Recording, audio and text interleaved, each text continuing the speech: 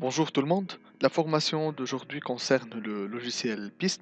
On va connaître les différents axes de conception. L'utilisation du logiciel PIST est une partie très importante à la conception routière. Nous avons besoin de connaître le mode de fonctionnement de logiciel PIST. Je vais présenter les étapes de conception d'un projet routier. Les étapes de conception d'un projet routier sont: première partie, l'axe en plan. Deuxième partie, c'est d'introduire le terrain naturel. Troisième partie, c'est le profil en long. Quatrième partie, le profil type. Et enfin, calcul et édition des résultats. Je passe au mode de fonctionnement du logiciel PIST. Nous avons 4 modules qui vont donner des résultats vers un fichier central. Je commence à définir le fichier d'extension .pis.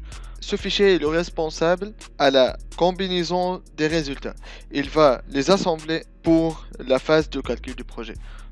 Il va prendre les résultats de chaque module pour arriver à faire le dessin des plans. Je reviens vers les 4 modules. Le fichier d'extension .dap qui correspond à l'axe en plan.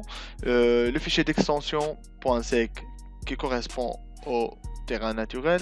Il y a le fichier d'extension .dpl qui correspond au profil en long. Et enfin le fichier d'extension .type qui correspond au profil en travers type. Module d'axe en plan. C'est le fichier d'extension .dap. On fait introduire des points pour tracer des droites, puis un raccordement par des cercles, et dans des situations on ajoute des clotoïdes. Le résultat final de ces éléments, c'est l'axe du projet. C'est un axe en plan le long du projet. Je passe aux conceptions longitudinales. C'est un fichier d'extension .dpl. C'est presque le même principe que le module DAP, mais ici on fait introduire des points et des pentes ou bien rampes pour les droites et un raccordement par des paraboles. Donc des raccordements paraboliques. Et le résultat final sera l'axe du projet, c'est la ligne rouge ou code projet. Le fond de plan TPL, c'est le module terrain naturel. C'est le fichier d'extension SEG. Le rôle de ce fichier, c'est de faire une description du terrain réel existant. Le module de terrain naturel va contenir les points terrain naturel en X, Y, Z. Plusieurs itérations à faire telles que la triangulation, le calcul des courbes de niveau, définir le contour et enfin le MNT. Je passe au profil type.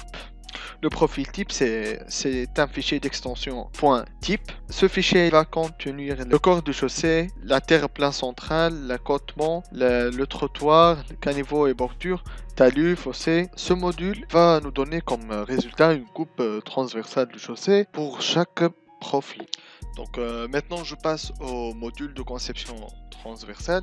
C'est le fichier d'extension .pis. Ce fichier sert à prendre les données qui correspondent aux 4 modules précédents et va générer des calculs définitifs du projet pour arriver à faire un graphique sous forme des plans et pour calculer les maîtrises des volumes des matériaux utilisés pour chaque partie du projet. Et maintenant, je vais parler à propos des réglementations pour la conception. Ici en Tunisie, on utilise la conception selon le ARP, donc l'aménagement des routes principales. Il y a des autres normes de conception telles que l'ECTAVRU, l'instruction sur les conditions techniques d'aménagement des voies rapides urbaines.